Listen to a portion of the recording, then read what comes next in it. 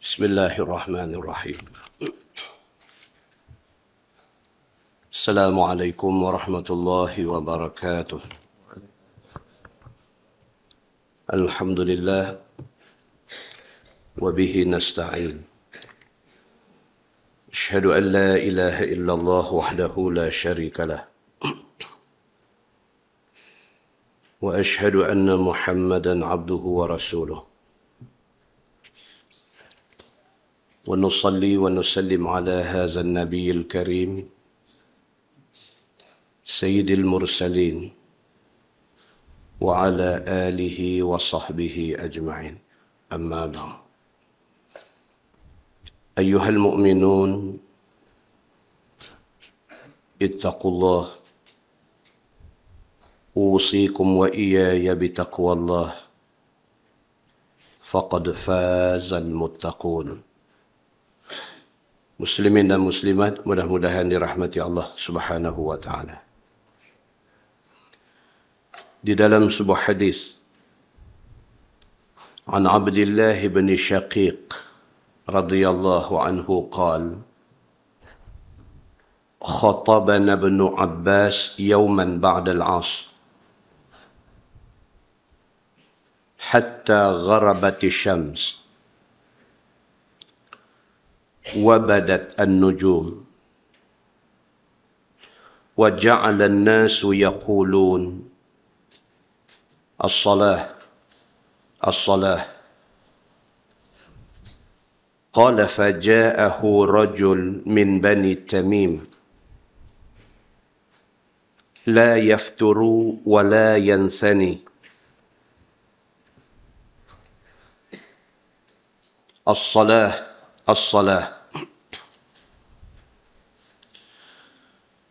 فقال ابن عباس أتعلمني بالسنة لا لك ثم قال رأيت رسول الله صلى الله عليه وسلم جمع بين الظهر والعصر والمغرب والعشاء. قال عبد الله بن شقيق فحاك في صدري من ذلك شيء فأتيت أبا هريرة فسألته فصدق مقالته أو كما قال. Hadis sahih riwayat Imam Muslim daripada seorang sahabat Nabi yang bernama Abdullah bin Shaqiq radhiyallahu an. Kata dia, pada satu hari satu sahabat Nabi yang bernama Abdullah bin Abbas radhiyallahu anhu memberi khutbah kepada mereka selepas asar. Abdullah bin Shaqiq dia kata Abdullah bin Abbas pada satu hari bagi satu ceramah, bagi satu tazkirah kepada mereka selepas sembahyang asar. Hatta gharabati syams. Lajak dia duk bagi tazkirah ni sampai masuk maghrib. Daripada habis sembahyang asar dia bercakap sampai maghrib duk bercakap lagi. Wa badatin nujum, sampai bintang dah mula duk terbit di langit, dia duk pulun lagi. Wa ja'ala an-nasu yaqulun as-salah as-salah. Orang ramai ni pakat duk bercakap hang aku. Depa kata ni maghrib macam mana kita ni? Ni time semayang dah lewat dah ni. Qala faja'ahu rajulun min bani Tamim. Kata Abdullah bin Shaqiq, dia kata dalam pada celah tu mai satu laki-laki daripada Bani Tamim. La yafturu wa la yansani. Dia ni satu orang hak bagui. Satu orang yang kira dengan masjid ni tidak pernah malah. Mana orang bagus. Dia masuk mai dalam majlis yang Abdullah bin Abbas duk bagi tazkirah ni, dia masuk mai. As-salah, as-salah, dia cakap derah. Oi, dia kata semayang, semayang. Maghrib dah lewat dah. Abdullah bin Abbas duk cakap lagi, duk ceramah lagi.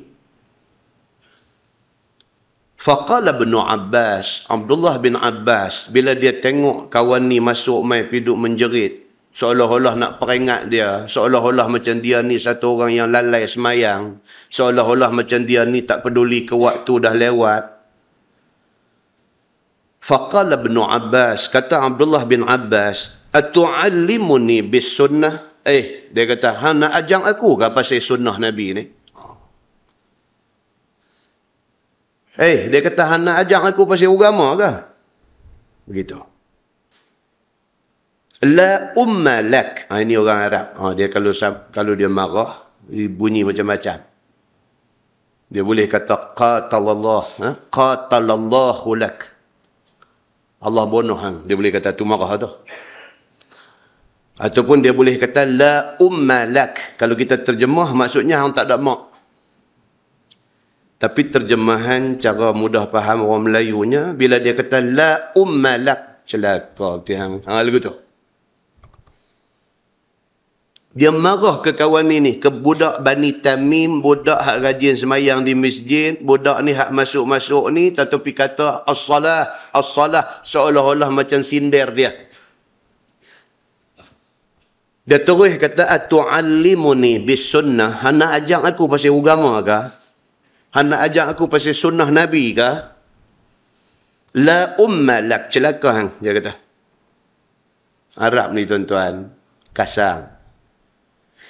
Walau dia sahabat Nabi, tapi Arab tu kasar. Sebab orang kita kalau pergi mengaji lama di tanah Arab, pergi mengaji tak kira mana lah, tak kira pergi mengaji Mesir lama ke, pergi mengaji di Syria lama ke, pergi mengaji di Yaman lama ke, pergi mengaji di mana pun kalau lama, negeri-negeri Arab ni balik kasar. Pasal tabiat orang Arab kasar. Summa qala Ra'aitu Rasulullah sallallahu alaihi wasallam jama'a baina az-zuhri wal 'asr wal maghrib wal 'isha. Dalam pada dia duk bagi tazkirah, dalam pada dia duk ceramah tu dia terang sekali. Dia kata aku pernah tengok Nabi sallallahu alaihi wasallam jamakkan sembahyang zuhur dengan asar, dan aku pernah tengok Nabi sallallahu alaihi wasallam jamakkan sembahyang maghrib dengan isya. Dia kata. Jadi confuse kepada sesetengah sahabat. Sebahagian sahabat yang mereka duk tahu cerita jamak kasar ni cerita waktu musafir. Ini cerita duk di Madinah. Macam mana duk di Madinah?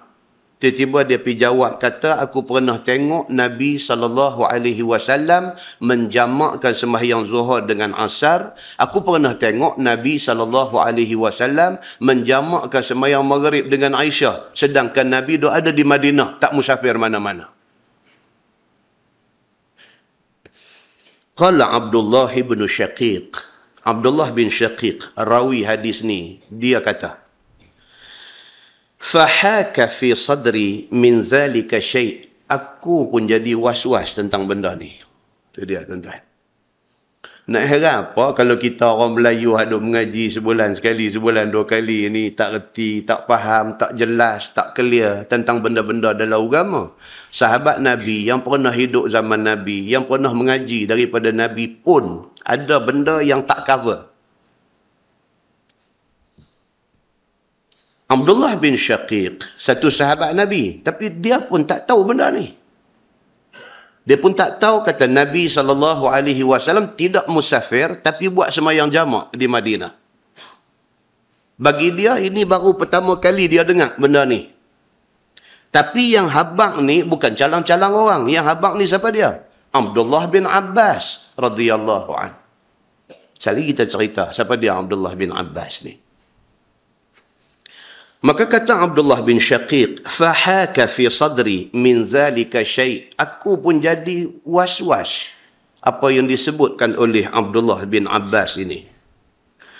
Fa'ataitu Abu Hurairah fasa'altuh. Maka dia pergi cari Abu Hurairah radhiyallahu anhu, nak pergi refer benda ni dekat Abu Hurairah. Betul ke Nabi semasa hidup dia, Nabi pernah jamakkan sembahyang Zuhur dengan Asar, Nabi pernah jamakkan sembahyang Maghrib dengan Isya, sedangkan Nabi tidak musafir, Nabi duduk ada di Madinah. Betul ke Nabi ada pernah buat benda ni?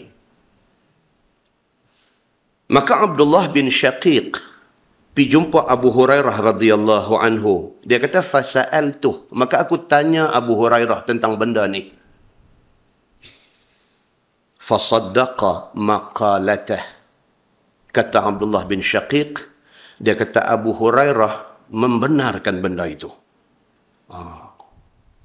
Terkejut badak pula lah kita malam ni. Baru baca bulan lepas.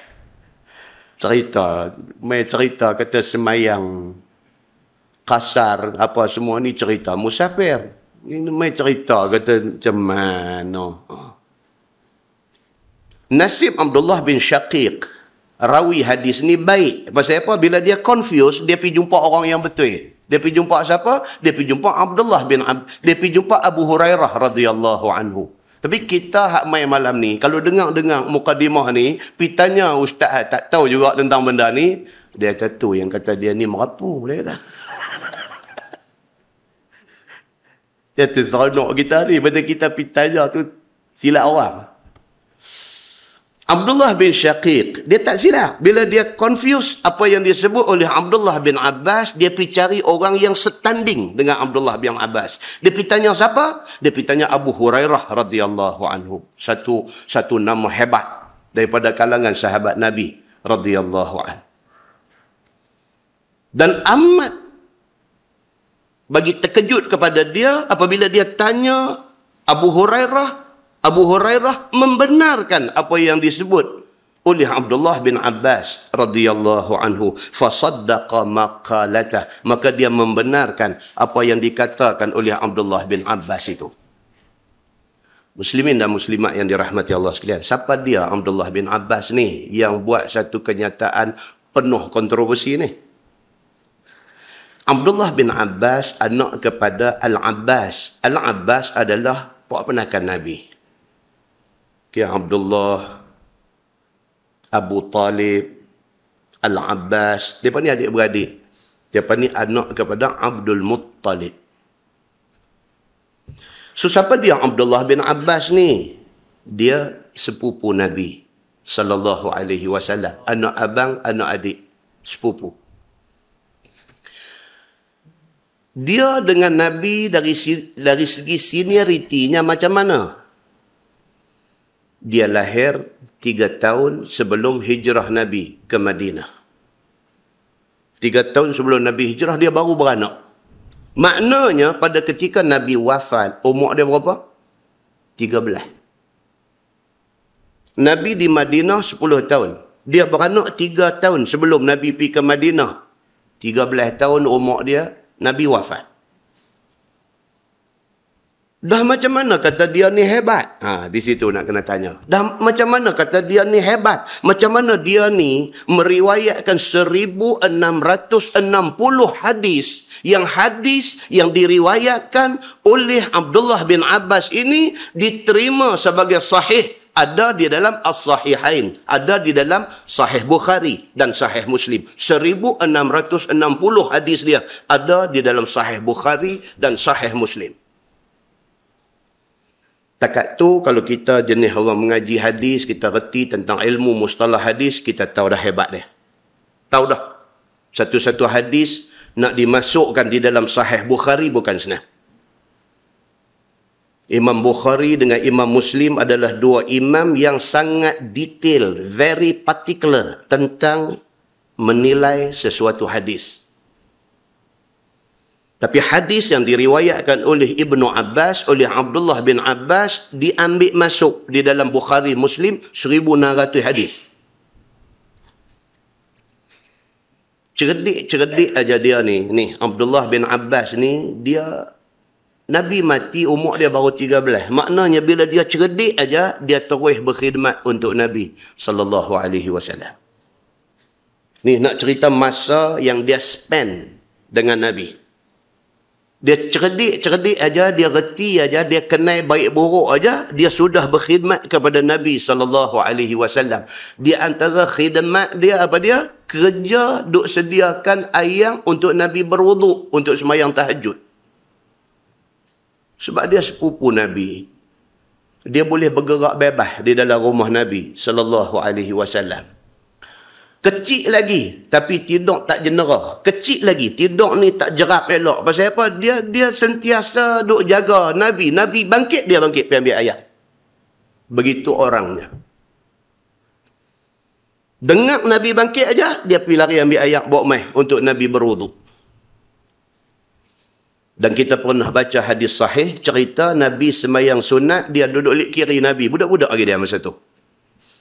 Dia duduk balik kiri Nabi. Bila Nabi nak sembahyang, dia main duduk balik kiri. Nabi pegang kepala dia, Nabi tolak pergi duduk balik kanan. Itu hadis ketika dia kecil. Dia ni, bagi setengah ulama hadis, dia ni dianggap seperti shadow Nabi sallallahu alaihi wasallam. Maksudnya apa? Di mana ada Nabi, ada dia. Oleh kerana itu, dia menjadi, Abdullah bin Abbas, dia menjadi satu orang yang sangat alert dengan apa perkataan dan apa perbuatan Nabi sallallahu alaihi wasallam. Dia sangat alert. Pasal dia duduk di keliling Nabi. Pasal dia duduk di sekitar kehidupan Nabi. Pasal dia dianggap sebagai shadow, sebagai bayang-bayang Nabi. Maka dia sangat alert. Apa cakap Nabi, apa perbuatan Nabi, dia sangat alert dan dia sangat ingat benda-benda ni. Lebih hebat lagi ketika dia kecil, Nabi SAW mendoakan dia. Nabi kata, Allahumma faqihhu fid din wa 'allimhu ta'wil. Doa kita duk baca lepas kuliah tu. Itu doa Nabi. Nabi baca ke dia. Nabi kata, Allahumma faqihhu fid din. Ya Allah, fahamkanlah budak ni tentang hal agama dia.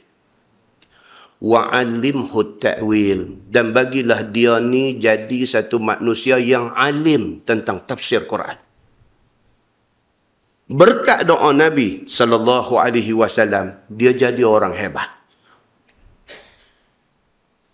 Kalau kita nak pergi sikit lagi cerita dia ni. Kalau kita ingat balik pada pagi subuh ketika Umar Al-Khattab ditikam oleh hamba kepada Al-Mughirah.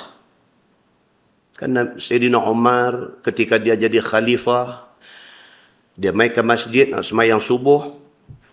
Ketika semua orang siap duduk di dalam saf, ketika dia takbir sembahyang, masih di rakaat pertama, tiba-tiba meluru satu budak, satu orang upahan, mai daripada belakang ni meluru, tikam rusuk dia. Rebah Umar Al-Khattab ini, rebah. Selepas dia tikam Umar Al-Khattab, dia mengamuk. Nak boleh keluar daripada masjid tu, dia mengamuk, 13 orang cedera.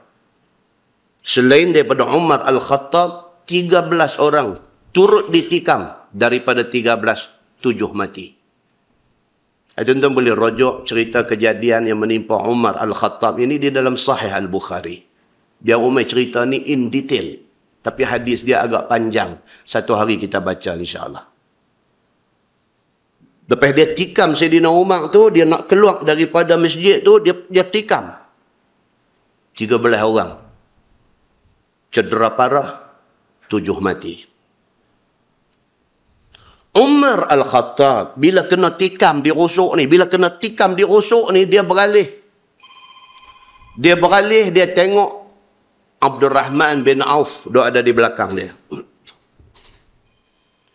Dia tengok Abdul Rahman bin Auf, dia ada di belakang dia. Dia pegang tangan Abdul Rahman bin Auf ni, tarik, suruh ganti dia jadi imam. Tuan-tuan, Sahabat Nabi ni macam tu, dia semayang, dia nak teruskan semayang. Pasal apa? Semayang ini menghadap Allah Subhanahu wa taala. Ni kena tikam ni. Merobok ni, darah keluar menyembok ni. Dia beralih, dia pegang tangan Abdul Rahman bin Auf. Tarik, suruh naik ganti dia jadi imam. Abdul Rahman bin Auf naik, teruskan semayang itu. Dia tahan kesakitan. Bila habis-habis semayang, orang semua habis semayang, dia kata apa? Ya bin Abbas. Ni, dia panggil Abdullah bin Abbas. Yang riwayat hadis kontroversi. Yang kita baca tadi ni. Abdullah bin Abbas, dia ada sah pertama belakang dia. Dia kata, Ya bin Abbas, unzur man qatalani. Dia kata, wahai Abdullah bin Abbas, hampir tengok Ustaz, siapa yang nak bunuh aku ni? Umat ni. Hampir tengok Ustaz ni, siapa yang mai tikam aku ni? Fajala sa'atan summa ja'a faqala ghulamul Mughirah. Abdullah bin Abbas ni yang kata Nabi mati dia umur baru 13 ni. Bila dah Umar Al-Khattab kata dekat dia, unzur man qatalani, hampir tengok siapa yang nak bunuh aku ni, dia pun terus pi. Dia round tengok, dia dapat kau ni. Budak ni selepas daripada ditikam Sayyidina Umar Al-Khattab, orang pi cari dia, orang kepung dia, dalam keadaan dia terkepung, dia bunuh diri. Dia patah balik mai. Abdullah bin Abbas patah balik mai, dia kata, Ya Amiral Mu'minin, yang tikam kamu ni ialah Ghulam Al-Mughirah. Dia ni adalah budak suruhan Al-Mughirah. Oh, Umar kata, budak ni kah? Dia kata. Dia ni, budak suruhan Al-Mughirah ni, dia kerja buat pisau. Dan jual pisau di Madinah. Maka dia tempah, dia sendiri, dia tempah satu pisau mata dua. Untuk nak tikam Sayyidina Umar ni. Oh, jahat. Dia sendiri buat pisau tu. Kerana kerja buat pisau. Dia buat pisau mata dua, pisau tu yang dipitikam Umar Al-Khattab. Bila sebut kata budak ni hamba kepada Al-Mughirah, Umar kata, oh aku tahu budak tu. Ni dalam keadaan luka parah ni. Aku tahu budak tu. Budak yang kerja buat pisau jual tu kan. Jawab Abdullah bin Abbas, dia kata, ya budak tu lah. Kata Umar, qatalahullah, mudah-mudahan Allah binasakan dia. Ni, duk kena ni, duk pegang ni. Dalam riwayat lain kata dia ambil kain, main duk pekup, darah yang duk sembok ni, apa semua ni. Dia kata, qatalahullah, mudah-mudahan Allah binasa dia. Laqad amartu bihi ma'rufah. Umar kata, ish, aku jadi khalifah, aku tidak pernah suruh orang buat jahat, melainkan aku suruh orang buat baik. Aku tidak pernah buat zalim, aku tidak pernah buat jahat, aku tidak pernah buat tak elok ke orang. Orang bunuh aku, dia kata. Aku tidak pernah suruh orang buat benda tak elok, benda dosa. Dia pun bunuh aku. Laqad amartu bihi ma'rufa. Aku suruh orang semua buat benda baik. Alhamdulillahillazi lam yaj'al maitati biyadi rajulin yadda'il Islam. Alhamdulillah, dia kata, aku ditakdirkan mati di tangan orang macam ni. Aku tak mau aku mati di tangan orang Islam. Dia kata, tak apa kalau orang kafir benci aku, mereka bunuh aku, tak apa. Aku tak mau orang Islam mai bunuh aku. Dia kata, Alhamdulillah. Nak abang dalam hadis ni bukan cerita Umar kena bunuh tu. Nak abang kata Umar kena tikam tu, dalam ramai-ramai duk ada tu. Siapa yang dia pilih? Abdullah bin Abbas. Dia kata, unzur man qatalani. Hampir tengok siapa yang tikam aku ni. Maknanya Abdullah bin Abbas ini orang pilihan. Dan dialah yang meriwayatkan hadis kontroversi yang kita baca tadi. Muslimin dan muslimat yang dirahmati Allah sekalian. Kesimpulan daripada hadis yang kita baca tu, yang pertama, salat qasar hanya untuk orang musafir sahaja. Salat qasar. Kita duk baca lah ni, tak habis lagi ni. Salat qasar maksud dia apa? Semayang yang 4 jadi 2. Potong 4 rakaat jadi 2 ni hanya untuk orang musafir sahaja. Lain tak boleh. Kesimpulan yang kedua, nak abang kata apa? Salat jamak. Salat jamak ni apa dia?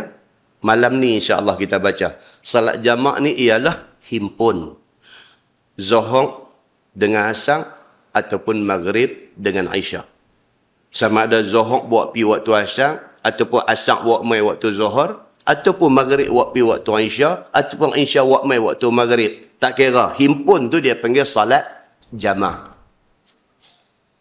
Dalam kes salat jamak ini, orang yang layak buat salat jamak ialah yang pertama, musafir. Okey. Yang kedua, sabit daripada hadis Nabi SAW, saat lagi kita baca, insya-Allah, ialah ketika hujan lebat. Dan kelonggaran salat jamak bagi hujan lebat ini hanya kepada orang yang semayang di masjid sahaja. Di rumah tak boleh. Di rumah tengok pokok hujan, kita buat jamak. Tak boleh. Kelonggaran untuk salat jamak hanya untuk orang yang semayang di masjid sahaja. Ahli semayang jemaah masjid. Dia main maghrib semayang, tengok hujan. Pokok hujan duk main. Lepas tu hujan start turun. Sekira-kira kalau tunggu sekejap lagi, kot-kot sekejap lagi tak boleh balik rumah tu, maka dia boleh semayang maghrib sekali dengan Isyak. Lepas tu, terus balik. Tak perlu lagi semayang Isyak lepas tu. Isyak sudah dibuat di dalam waktu maghrib. Sekejap lagi kita baca detail dia. Yang ketiga, kelonggaran untuk jamak, untuk himpun sembahyang bagi orang yang dalam ketakutan. Ini juga sabit daripada hadis. Orang yang dalam ketakutan. Orang nak bunuh dia. Dia dah terima 2-3 SMS ugutan. Dia dah kena blackmail dengan orang-orang yang menjadi musuh apa-apa kepada dia. Dan sebagainya. Dia dalam ketakutan. Sekira-kira dia tak boleh duduk di satu tempat lama. Takut sekali lagi orang nak bunuh dia mai. Maka orang yang dalam ketakutan ini dibenarkan salat jamak. Itu ada hadis. Bagi Imam Ahmad bin Hanbal, mazhab Hanbali, dan sebahagian daripada ulama dalam mazhab Syafi'i, di antara ulama dalam mazhab Syafi'i yang membenarkan sembahyang jamak bagi kes-kes yang kita sebut tadi ialah Imam Nawawi. Yang kita duk baca dalam Bahrul Mazi ini, saat lagi dia mai dan berkata Nawawi rahimahullahu ta'ala di dalam kitab Majmu'. Dan kita dah cerita Imam Nawawi ni siapa di Masjid Padang Temusu hari itu. Dia bukan orang koman-koman. Imam Nawawi, dia mazhab Syafi'i. Tetapi dalam hal semayang jamak, dia berbeza pendapat dengan Imam Syafi'i. Imam Nawawi dalam bab semayang jamak, dia setuju dengan Imam Ahmad bin Hanbal. Apa dia?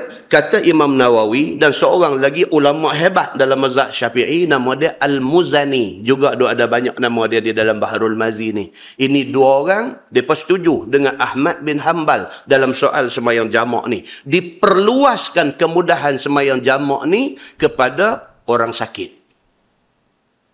Itu kita dengar rasa lega sikit. Kan kita dah sebut bulan lepas, Imam Syafi'i punya pendirian, tak boleh. Jamak qasar bagi Imam Syafi'i ini hanya kepada musafir. Walaupun di sana ada hadis yang menceritakan dibenarkan semayang jamak kepada orang yang mengalami hujan lebat sedangkan dia ada di masjid dan orang yang ketakutan. Itu sabit daripada hadis yang sahih. Imam Ahmad bin Hanbal dia kata boleh. Bahkan Imam Ahmad bin Hanbal perluaskan lagi kelonggaran semayang jamak ni kepada orang sakit. Alasan Imam Ahmad bin Hanbal apa dia? Dia kata kerana sakit itu lebih teruk daripada hujan. Itu alasan Imam Ahmad bin Hanbal. Kalau kerana hujan pun orang yang main masjid boleh buat semayang jamak, apatah lagi orang sakit. Dia kata nak kena ayak pun mudarat kepada dia, maka dia lebih layak diberi kelonggaran untuk semayang jamak. Maka itu adalah ijtihad Imam Ahmad bin Hanbal yang disokong oleh Imam Nawawi mazhab Syafi'i. Diperluaskan lagi oleh Imam Ahmad bin Hanbal. Dia kata kepada orang yang duduk di dalam cuaca yang ekstrim sejuk. Dia duduk di dalam negeri yang cuaca dia extremely sejuk. Sekira-kira kalau nak ambil ayat semayang ni, Allahu Akbar. Saya pergi umrah baru ni, singgah di Jordan. Jordan snow. Kan? Masa kami pergi tu snow tak turun. Tu pun ambil ayat semayang lohong. Bukan semayang subuh. Semayang lohong. Kena ayat tu berasa kebah tangan tu. Tu snow tak turun. Dia sejuk dia lagu tu. Kebah tangan ni. Tuan-tuan boleh bayang tak kalau snow duk turun lebat dan mereka nak semayang subuh. Snow duk turun lebat, mereka nak semayang zuhur. Snow duk turun lebat, mereka nak semayang asar. Maka Imam Ahmad bin Hanbal mengambil kira masalah ni. Maka Imam Ahmad bin Hanbal kata dalam cuaca yang extremely sejuk, boleh buat semayang jamaah.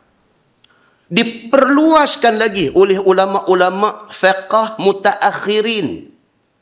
Dia berkata termasuk yang mendapat kelonggaran untuk sembahyang jamak ini ialah orang-orang yang profession dia, contoh kita kata doktor bedah, satu bypass coronary, pembedahan pintasan jantung. Kan? 6 jam. Kalau di GH Penang, queue. Orang sakit jantung ni cukup ramai. Queue. Sehari 2 operation. Satu doktor, cardiac surgeon, kena operate 2 patient. Satu patient, dia berdiri 6 jam. Saat lagi break, saat lagi nak masuk, main pula. Kalau dia masuk, start pukul 12, saat lagi dia nak habis pukul 6. Zuhur dia macam mana? Adakah tiap-tiap hari dia nak kena qadha zuhur? Ini. Maka ulama fiqh yang mutaakhirin, dia memperluaskan kelonggaran semayang jamak ni kepada golongan ini. Profesional yang macam ni. Dan dikiaskan kepada kes-kes yang macam ni, kepada ahli bomba. Bila berlaku kebakaran besar, dia pergi duduk padam api, kebakaran pukul 12. Tengah hari, tengah Rembang, pergi duduk padam api, kebakaran besar, melibatkan satu kelang besar. Duduk padam api ni, sampai pukul 4.30. Zuhur dia terlepas. Adakah dia nak kena qadha zuhur? No, orang macam ni diberi rukhsah. Diberi kelonggaran kepada mereka ni, masa duduk padam api tadi, dia niat siap dah. Zuhur ni, aku nak jamak dengan asar sekali lagi. Jadi bila dia balik sekali lagi, dia semayang jamak zuhur dengan asar. Pendapat-pendapat ini mai daripada ahli-ahli fiqh yang mutaakhirin. Dan pendapat ini, kata Imam Nawawi di dalam kitab dia Majmu', dia kata apa? Pendapat ini sangat kuat, kata Imam Nawawi. Muslimin dan muslimat yang dirahmati Allah sekalian. Dalam sebuah hadis riwayat daripada Ibni Abbas radhiyallahu anhu, dia kata jama'a Rasulullah sallallahu alaihi wasallam baina zuhri wal asri wal maghribi wal isya'i, yani bil Madinah fi ghairi khauf wala matar. Hadis sahih riwayat Imam Muslim daripada Abdullah bin Abbas radhiyallahu anhuma. Kata dia, Nabi SAW menjamakkan sembahyang zuhur dan asar. Nabi menjamakkan maghrib dengan Aisyah. Bil Madinah. Benda ni berlaku di Madinah ketika Nabi tak musafir apa-apa. Fi ghairi khawfin wala matar. Dan ketika Nabi buat sembahyang jamak itu, tidak ada ketakutan dan tidak ada hujan. Nabi buat sembahyang jamak. Dan hadis itu, hadis sahih, riwayat Imam Muslim. Berdasarkan kepada hadis-hadis yang kuat inilah, maka Imam Ahmad bin Hanbal, dia stand atas fatwa dia tadi. Nah, muslimin dan muslimat yang dirahmati Allah sekalian. Jadi kita bila dengar benda ni, di sana ada 2 pendapat. Dan kedua-dua pendapat ini didokong oleh orang-orang hebat. Kalau Imam Syafi'i dia tak setuju dengan sembahyang jamak kepada kes-kes yang dipersetujui oleh Imam Ahmad bin Hanbal, itu pendapat Imam Syafi'i dan mesti dihormati. Sebagaimana kita menghormati pendapat Imam Syafi'i, demikianlah kita perlu menghormati pendapat Imam Ahmad bin Hanbal kerana dia juga orang hebat. Yang kita dah sebut dalam kuliah kita dulu, Imam Syafi'i apabila dia dikunjungi, Imam Syafi'i ini senior. Imam Hambali ni dia paling junior dalam 4 mazhab. Paling senior Abu Hanifah. Nombor 2 Imam Malik. Nombor 3 Imam Syafi'i. Nombor 4 Imam Ahmad bin Hanbal. Semasa zaman Imam Ahmad bin Hanbal baru dia mai ulama-ulama hadis ni. Baru mai Imam Bukhari, baru mai Imam Muslim, baru mai. Masa itulah baru rancak kajian terhadap nak menentukan status hadis. Maka Imam Ahmad bin Hanbal, dia di antara bidang expert dia ni ialah hadis. Apabila dia jumpa Imam Syafi'i, Imam Syafi'i mengkagumi kehebatan Imam Ahmad bin Hanbal dalam bidang ilmu hadis. Sehingga kan keluar kata-kata Imam Syafi'i. Dia kata apa? Kalaulah sekiranya aku mempunyai kemampuan untuk ke negeri Imam Ahmad bin Hanbal ni, aku akan pergi untuk mengaji hadis daripada dia. Dia kata. Di kalangan ulama besar ni, mereka respect di antara satu sama lain. Jadi kita hari ini faham dari segi ilmunya macam tu.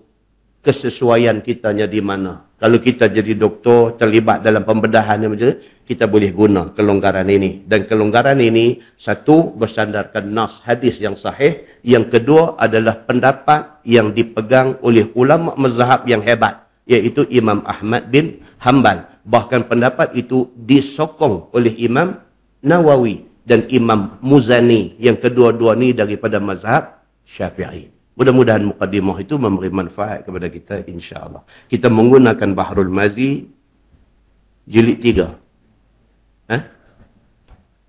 Jilid 4 ya? Jilid 4. Muka surat 32. Muka surat 32, tuan-tuan tengok di tengah-tengah tu, dia kata qasar bagi orang yang niat bermukim. Kurang daripada 4 hari dan dalilnya. Ini kita belum masuk sembahyang jamak. Kita masih ada di dalam sembahyang qasar.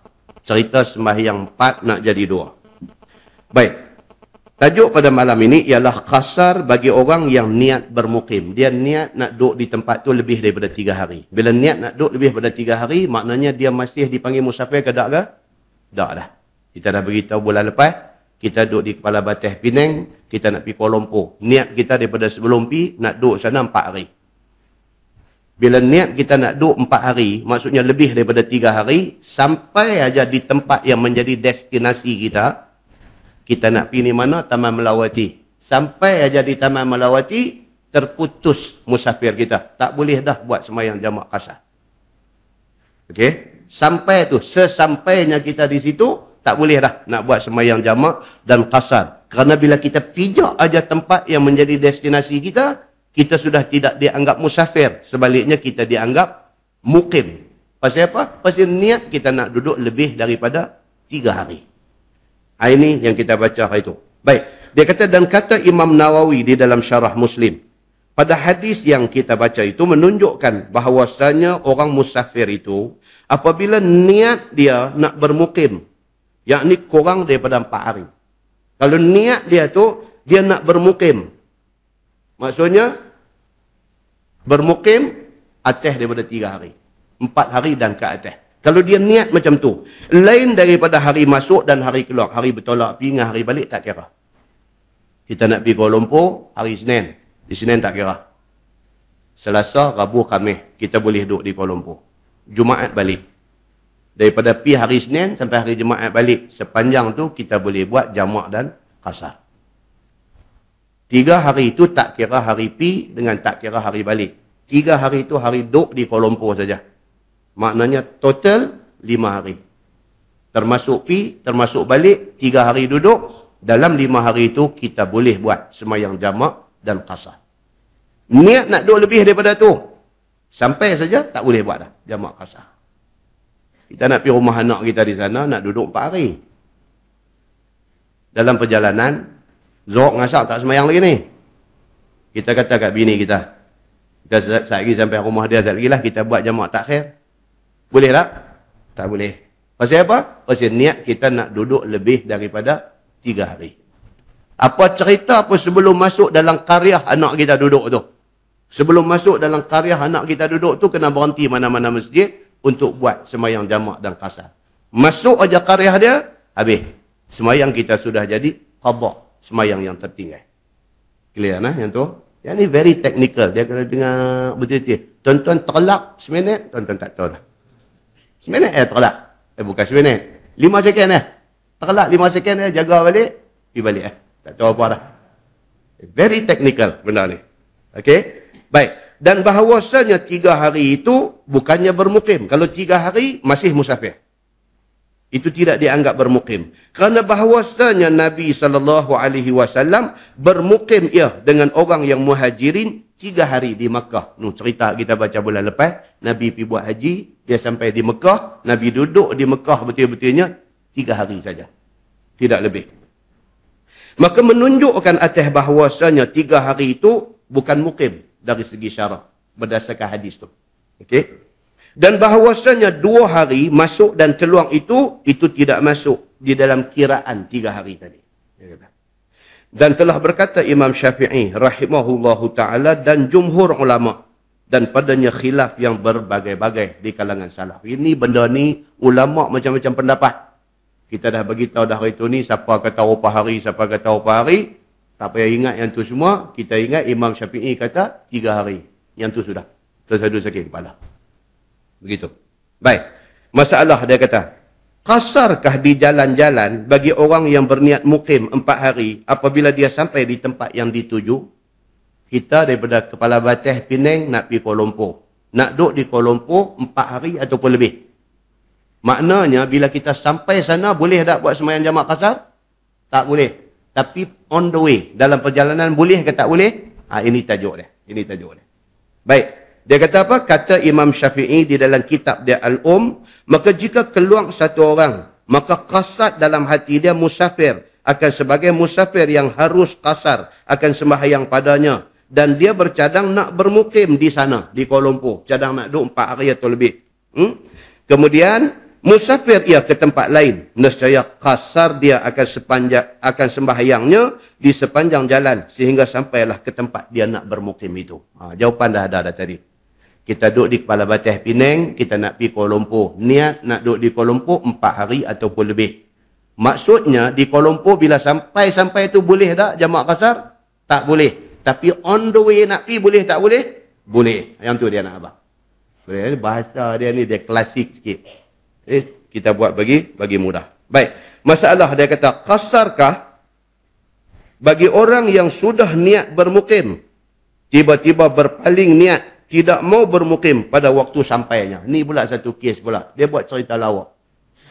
Daripada Kepala Batas Penang ni, dia nak pergi Kuala Lumpur. Duduk cadang nak duduk 4 hari. Ataupun duduk cadang nak duduk 5 hari. Maksudnya apa dia? Niat awal dia nak bermukim di Kuala Lumpur. Maksudnya, niat awal dia, kalau berdasarkan niat awal dia, bila dia sampai di Kuala Lumpur, dia boleh tak buat jamak kasar? Tak boleh.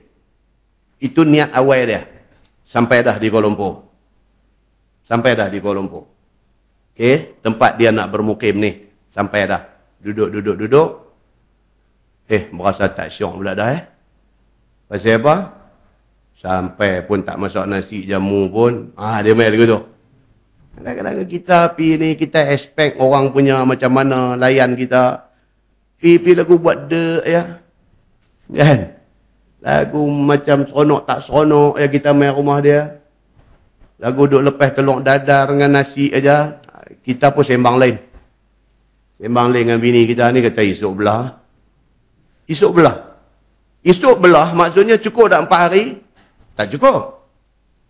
Baik, dalam kes macam ni, dia boleh tak buat sembahyang jamak dan kasar balik? Sedangkan dia niat mula tadi, dia niat mula nak duduk lebih daripada 4 hari. Maksudnya bila dia sampai, dia dah tak boleh buat sembahyang jamak, sembahyang kasar. Tiba-tiba sampai telur dadar punya pasal. Dia nak balik esok tu. Bila dia ubah niat di sana, di Kuala Lumpur tu, dia ubah niat nak balik esok, adakah saat lagi, dia boleh buat sembahyang jamak dan kasar? Tuan faham tak isu dia? Okey. Kata Imam Syafi'i rahimahullahu ta'ala, maka jika sudah sampai seseorang ke tempat dia berniat nak bermukim, iaitu nak duduk lebih daripada 4 hari, dia dah sampai dah Kuala Lumpur, tempat yang dia niat nak duduk lebih daripada 4 hari, tiba-tiba berniat pula pada waktu sampai itu tidak mau bermukim. Tolong dadah. Kan? Cancel niat. Nescaya, kata Imam Syafi'i, Nescaya menyempurnakan dia akan sembahyangnya. Maksudnya apa? Boleh tak buat sembahyang jamak qasar? Tak boleh. Walaupun dia dah ubah niat, esok nak balik. Tak boleh. Pasal apa? Pasal dia kira pada niat dia hak mula tadi. Bila pula nak ubah status dia daripada mukim tu kepada musafir balik? Bila? Esok. Esok tu bila? Bila dia keluar daripada rumah tu nak start balik musafir balik ke Kepala Batas. Barulah dia entitled balik, layak balik untuk buat sembahyang jamak dan qasar. Selagi dia tak bergerak, selagi tu ubah niat pun, dia masih diikat oleh peraturan bermukim. Boleh nampak? Nanti. Bukan nampak saya, nampak tajuk ni. Begitu. Baik. Kemudian dia kata, maka apabila keluar dia daripada tempat dia niat bermukim tadi kerana musafir, maka barulah harus bagi dia untuk qasar semula. Esok ni, dah betul-betul dah keluar esok, barulah dia layak untuk buat sembahyang jamak dan qasar semula. Lagu tu. Okey? Baik, tuan-tuan tengok bawah tu. Masalah qasarkah satu orang yang berniat nak bermukim 4 hari di negeri yang akan ditempuhinya, bukannya negeri yang hendak diperginya. Ni pening. Kalau tuan-tuan baca ni pening, lah ni macam ni, saya buat 3 contoh bagi tuan-tuan faham sudah. 3 contoh ya, bagi tuan-tuan faham. Kes pertama. Okey, kes pertama. Tuan-tuan boleh letak hukum kepada 3 kes ni, sekali lagi kita boleh bagi selendang merah balik orang satu. Mana lulus sembahyang jamak qasar ni. Kes yang pertama. Kita duduk di Kepala Batas Penang, kita nak pergi Kuala Lumpur. Okey? Kita daripada Kepala Batas nak pergi Kuala Lumpur, niat kita nak duduk di Kuala Lumpur 3 hari aja. 3 hari aja. Okey? Baik, kita keluar daripada Kepala Batas, nak pergi Kuala Lumpur, nak duduk 3 hari ni. Sepanjang perjalanan kita, kalau kita straight aja, terus pergi Kuala Lumpur, sepanjang perjalanan, boleh tak boleh buat jamak qasar? Boleh. Nampak nak dapat dah tali pinggang merah. Bila kita sampai di Kuala Lumpur, kita niat nak duduk 3 hari. Boleh tak boleh kita buat jamak qasar di Kuala Lumpur? Boleh. Maknanya 1/3 tali pinggang merah dapat dah. Itu kes pertama. Okey, senang. Kita keluar daripada sini, nak pergi ke tempat yang lebih daripada 2 marhalah, niat nak duduk, takat 3 hari aja. Daripada kita keluar pergi, sampai duduk di sana, sampai dah lepas 3 hari, sampai balik, sampai di rumah balik, sepanjang perjalanan tu, kita boleh buat sembahyang jamak dan qasar. Selesai satu kes. Kes yang kedua. Kita dari Kepala Batas nak pergi Kuala Lumpur. Nak duduk 3 hari juga. Takat tu sama lagi. Cuma berbeza kes kedua dengan kes pertama tadi apa dia? Kita nak singgah-singgah sebelum Kuala Lumpur. Kita nak singgah-singgah. Kita niat daripada Kepala Batas nak pergi Kuala Lumpur. Itu destinasi. Tapi on the way nak pergi itu, kita ada niat nak singgah di beberapa tempat. Okey, tempat pertama kita nak singgah Parit Buntang. Niat nak duduk di situ 2 hari. Okey. Kita nak pergi Kuala Lumpur. Tapi daripada sini Kepala Batas kita keluar, kita nak singgah Parit Buntang, rumah anak sulung kita. Parit Buntang. Kita nak duduk di rumah dia 2 hari. Lepas tu nak sambung perjalanan. Di Parit Buntang boleh tak boleh buat sembahyang jamak qasar?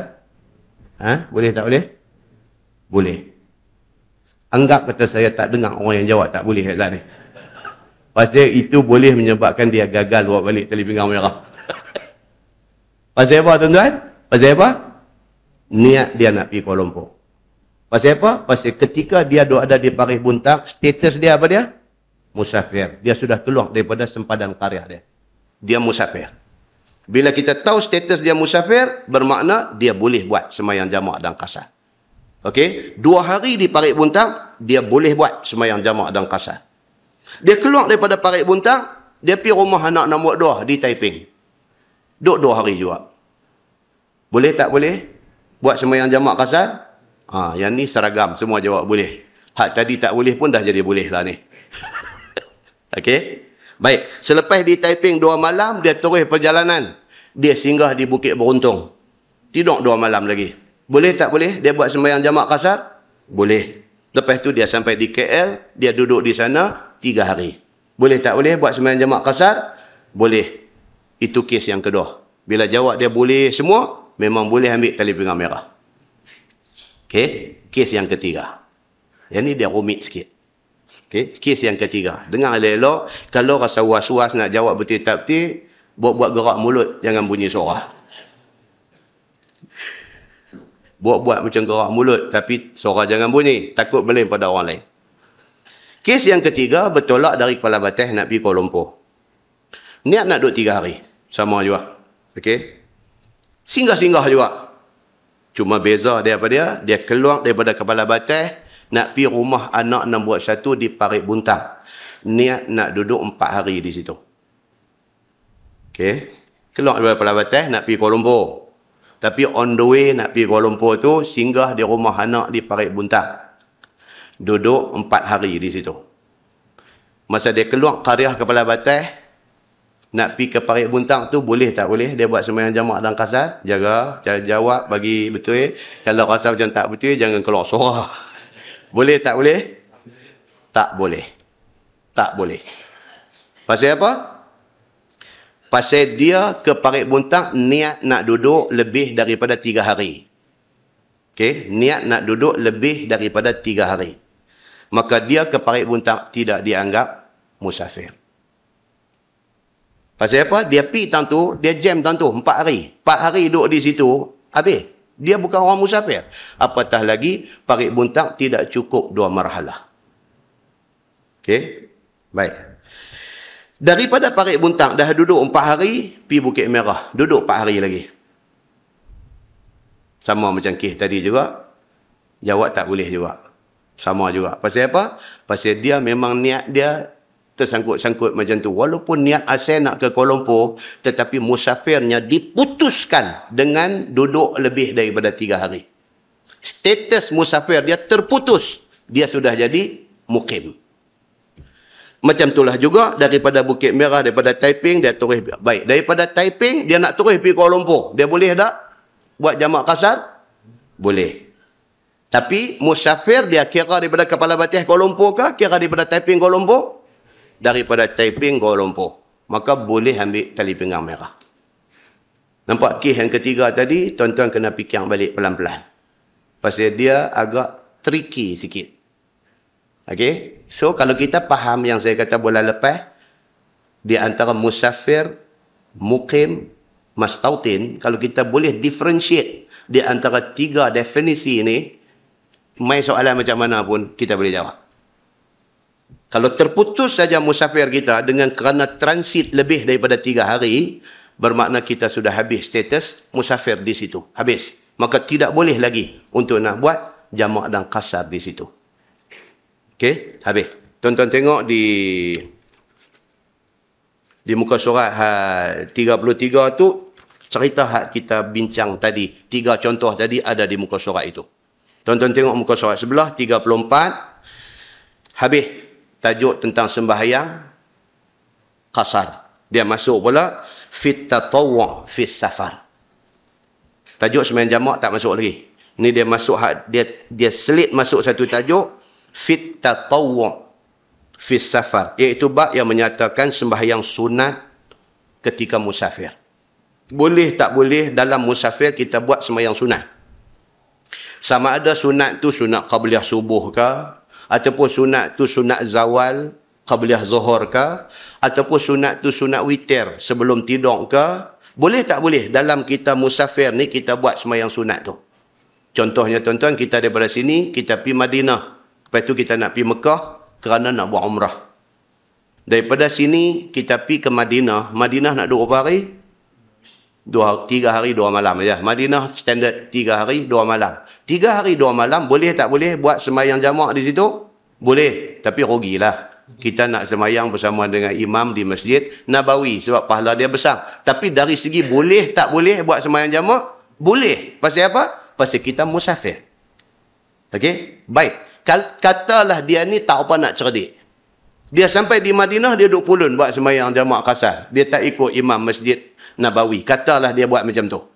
Boleh tak bagi orang yang macam ni, dia buat sembahyang witir di Madinah? Boleh tak boleh? Nanti selalu tak baca lagi. Boleh nak. Okay. Baca dulu. Boleh tak boleh? Baik. Dia kata, ketahuilah dia kata, di dalam musafir itu, tiada tegah ke atas seseorang mengerjakan sunat, sama ada sunat itu malam ataupun siang. Tu baru boleh jawab. Maksudnya apa? Tidak ditegah. Dia kata nak sembahyang sunat ketika musafir. Tidak ditegah. Cuma sikit masalah. Sikit masalah. Kalau kita daripada Kepala Batas nak pergi Kuala Lumpur, kita singgah di RNR mana-mana, kita sembahyang maghrib dengan Aisyah, jamak takdim. Okey? Kita daripada Kepala Batas nak pergi Kuala Lumpur. Katalah kita bertolak pukul 6 petang. Katalah lagu tu. Kira maghrib, kita ada somewhere around, kita kata Bukit Merah. Katalah lagu tu.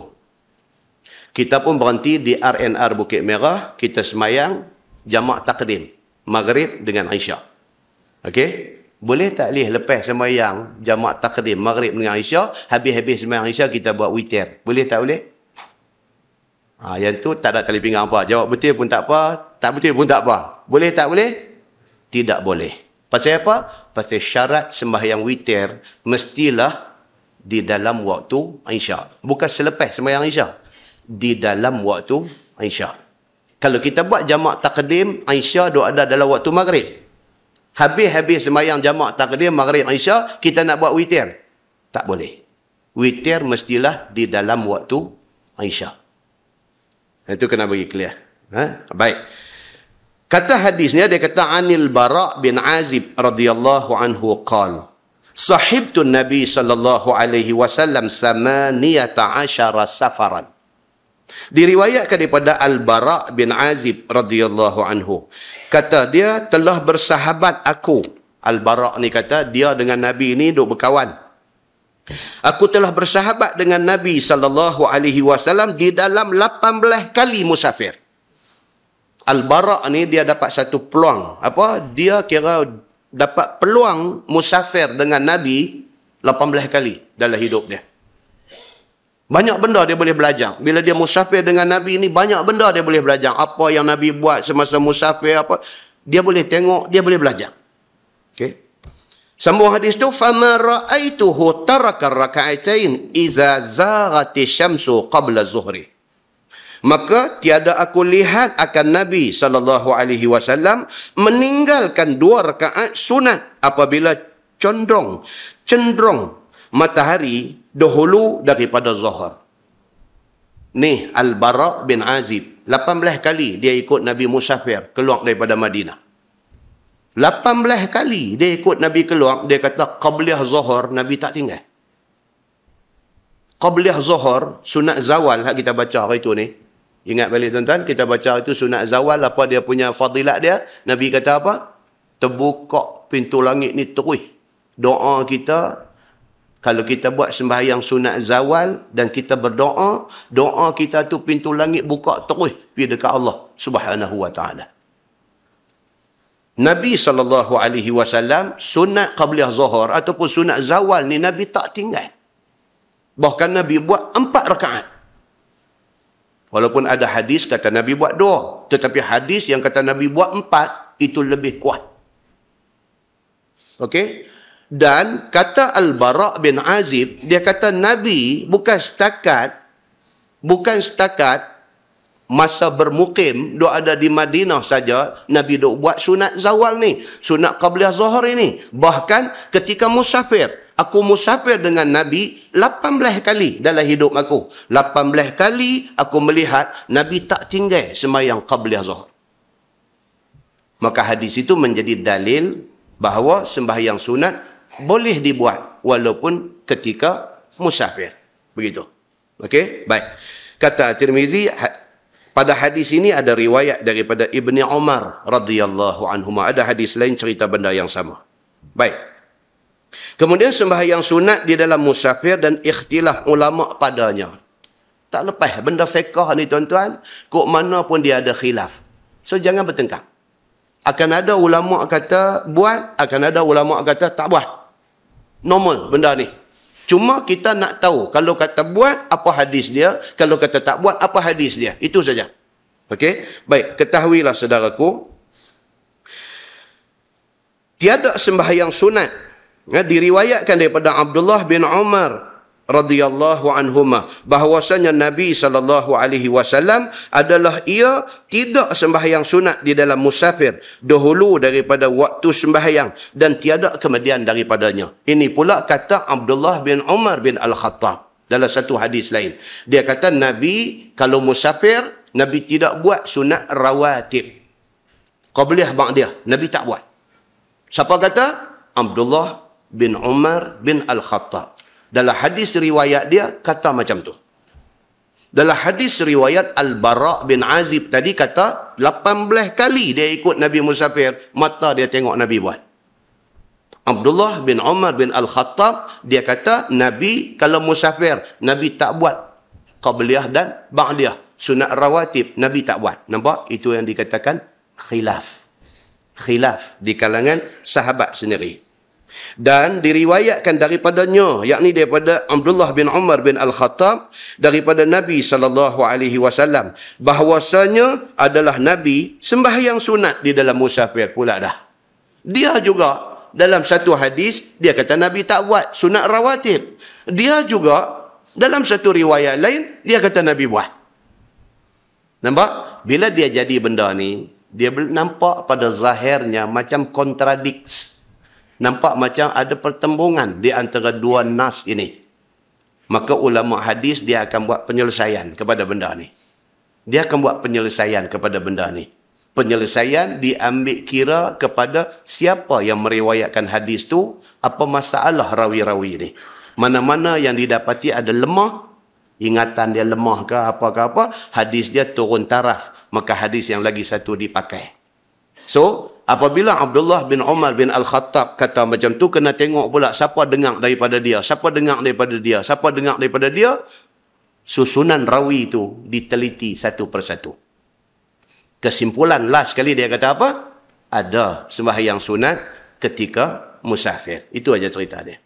Itu sebab kita bila belajar benda ni, kita jumpa dua hadis yang nampak macam belaga, kita jangan duk lompat. Kerana dia ada penyelesaian dia kepada hak nampak macam belaga itu. Dia ada penyelesaian dia. Okey? Saya semalam di Masjid Padang Temusu, kita bagi tahu kata adalah lebih baik kalau sekiranya kita mengikut hadis Nabi. Kita bawa contoh kes. Contoh kes, Nabi kata di dalam zikir, di dalam rokok dan sujud, dibaca 3 kali. Subhana rabbiyal a'la 3 kali, subhana rabbiyal azim 3 kali. Tidak ada riwayat kata Nabi baca lebih daripada 3 kali. So, mengikut hadis adalah lebih baik daripada kita reka-reka sendiri. Kita duk ingat aku 3 tak cukup, nak balas 33. Dalam sujud subhana rabbiyal a'la, subhana rabbiyal a'la, subhana rabbiyal a'la, subhana rabbiyal a'la, subhana rabbiyal a'la, nak bagi banyak kerana dia menyangka lebih banyak, lebih besar pahala. Dah. Dalam ibadat dah. Dalam ibadat kalau Nabi sebut kata 3 itu, maka 3 itulah yang paling baik.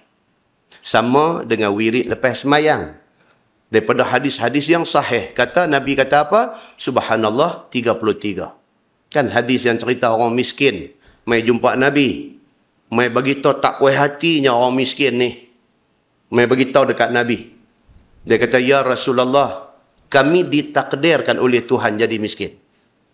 Sedangkan orang kaya ditakdirkan oleh Tuhan jadi kaya. Untunglah mereka. Kerana kaya mereka boleh buat donation, mereka boleh buat sedekah, mereka boleh sponsor orang pergi haji, pergi umrah, mereka boleh buat rumah anak yatim. Beruntunglah orang kaya. Sedangkan itu takdir Allah kepada mereka. Macam mana dengan kami, orang susah, orang miskin, kami tak ada peluang nak buat yang tu." Ini hadis dia. Nabi kata tak apa. Nabi kata lepas semayang baca subhanallah 33. Nabi sebut 33. Nabi kata alhamdulillah 33. Nabi kata Allahu Akbar 33. Dan satu riwayat lain kata 34. Bila Nabi sebut bilangan 33, 33, 34, maka kita ikut 33 itu lebih baik. Kalau kita nak lebih, boleh tak boleh? Boleh, tak salah. Tetapi mengikut apa yang Nabi kata itu tetap lebih baik. Ada satu orang mai tanya saya lepas habis kuliah. Dia kata, "Ustaz, habis macam hadis." Dia mai. Dia kata macam hadis yang kata Nabi istighfar 70 kali. Lepas tu dia main pula satu hadis lain kata Nabi istighfar 100 kali, tu kira macam mana pula? Dia kata. Baik, dalam bab tu ada penyelesaian pula di kalangan ulama hadis. Dia kata apa? Apabila angka yang disebut oleh Nabi itu banyak dan disebut berbeza-beza, kesimpulan dia apa dia? Lebih banyak lebih baik. Dia ada penyelesaian. Benda ni dah dibincang dah oleh ulama hadis dulu. Dalam bab tu, dalam bab kita istighfar, astagfirullahalazim, astagfirullahalazim, adakah tertentu kepada 70 saja? Adakah tertentu kepada 100 saja? Dah. Cuma Nabi kata apa? Aku beristighfar 70 kali satu hari. Satu riwayat lain Nabi kata aku istighfar 100 kali satu hari. Kesimpulan dia apa dia? Nabi nak abang kata lebih banyak kita istighfar itu lebih baik. Itu dalam konteks istighfar. Dalam bab zikir, dalam rokok, dalam sujud, tiga saja. Jangan duk pergi lebih. Kalau lebih jadi apa dengan sembahyang kita? Tak jadi apa. Tak jadi apa. Cuma kita ni menyalahi yang aula. Dia panggil khilaful aula. Kita menyalahi hak aula. Hak aula. Hak lebih baik, hak Nabi sebut. Kita pergi buat hak Nabi tak sebut. Kita pilih yang menyalahi yang lebih baik. Begitu. Nah, baik. Kemudian dia kata di sini, kemudian telah bersalah-salahan ahlul ilmi. Kemudian daripada wafat Nabi SAW. Maka telah memikir setengah daripada sahabat Nabi bahawa mengerjakan sunat tatawuk oleh orang laki-laki yang musafir kerana menambahkan lagi khair dan kebaikan mereka itu. Sebahagian sahabat kata, buat sembahyang sunat. Tatawuk ni maksudnya sunat. Tuan-tuan pergi Madinah especially. Tuan-tuan tengok ada budak-budak jubah putih ni, kan? Mereka tidur belah bahagian depan tu. Mereka duduk belah bahagian dekat ke mihrab imam tu. Lepas habis bagi salam apa semua, ya, mereka ada lengkong. Duduk lengkong, ada satu syekh duduk mengajar mereka. Ada sebahagian mereka ni duduk pergi cari tiang satu, sandang, pegang Quran, duduk pejam mata, duduk mengapai Quran. Geng ni semua, mereka pakai jubah putih singkat. Kalau pergi perhatilah, mereka pakai jubah putih, jubah mereka singkat. Semua singkat. Kan? Tu. Tak, pasal apa yang dia pakai singkat tu? Pasal apa? Adakah dia beli jubah tu lama dah dan dia besar, maka jubah tu jadi singkat? Ada. Tak, bukan yang tu. Pasal apa yang semua, budak-budak tu semua sama. Jubah mereka semua singkat-singkat. Atas pada buku lali. Nampak macam hanging. Nampak macam tu. Pasal apa? Yang tu orang Arab panggil mutawwi'. Mutawwi' ni tajuk kita duk baca fit tatawwu'. Mutawwi' ni maksudnya apa? Depa ni ikut sunnah. Ikut sunnah. Pasal apa? Pasal sunnah Nabi, laki-laki pakaian di atas buku lali. Di atas buku lali. Bahkan Nabi ugut dalam hadis dia, Nabi kata ma asfala minal ka'baini minal izari fa finnar. Nabi kata mana-mana kain yang melabuhi buku lali, maka itu bahagian api neraka. Nabi kata. Walaupun kemudiannya hadis itu dirumuskan oleh ulama hadis. Dia kata kalau sekiranya labuh itu disertai dengan rasa sombong, itu yang haram. Kalau tidak disertai dengan sombong, itu tidak haram. Dia kata, itu rumusan daripada ulama hadis. Tetapi mengelakkan daripada pakai labuh, itu tetap lebih baik. Dan pakai atas daripada buku lali itu dia panggil mutawwi'. Mutawwi' itu maksudnya ni, tatawwu' ni, sunat. Dia nak ambil sunnah Nabi SAW. Begitu. Ada orang tanya saya lalu, dia kata, Ustaz, macam apa? Mereka ni jubah singkat-singkat, tak ada duit kot budak-budak ni, duk mengaji ni. Dia pergi faham lagu tu. Tak ada duit kot nak beli jubah ni, tak jubah tahun bila, tahun berapa dia duk pakai ni. Kita nak bagi duit kat mereka, boleh tak Ustaz? Bagi duit saja itu. Bagi, Alhamdulillah. Memang boleh lah. Tapi jubah singkat tu bukan pasal tak ada duit. Jubah singkat tu pasal ikut sunnah. Begitu. Baik. Kemudian dia kata, dan dengan dialah berkata Imam Ahmad dan Ishaq. Itu dia nak cerita tentang sembahyang sunat itu boleh dilakukan ketika musafir. Muka surat sebelah tu pun sama. Tuan-tuan buka lagi.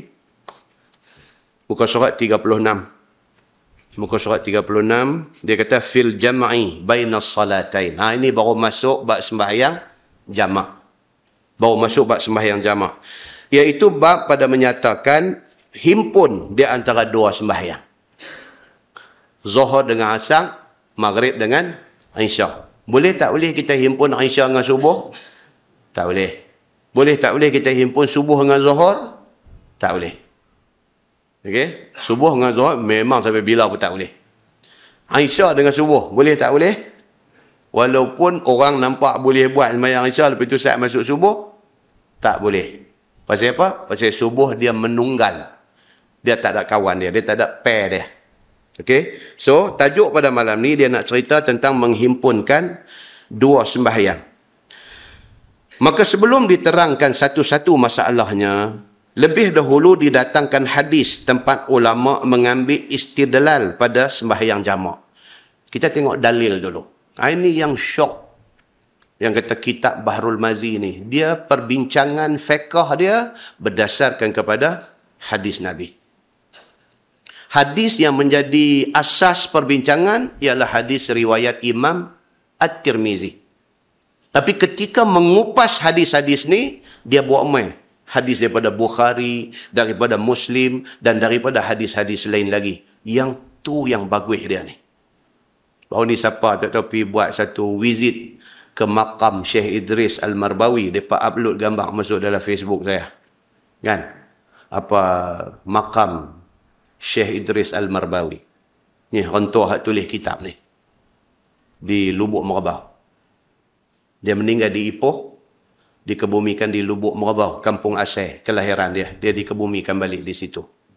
Kemudian mereka tunjuk signboard. Sebelum masuk ke perkuburan dia tu ada satu signboard.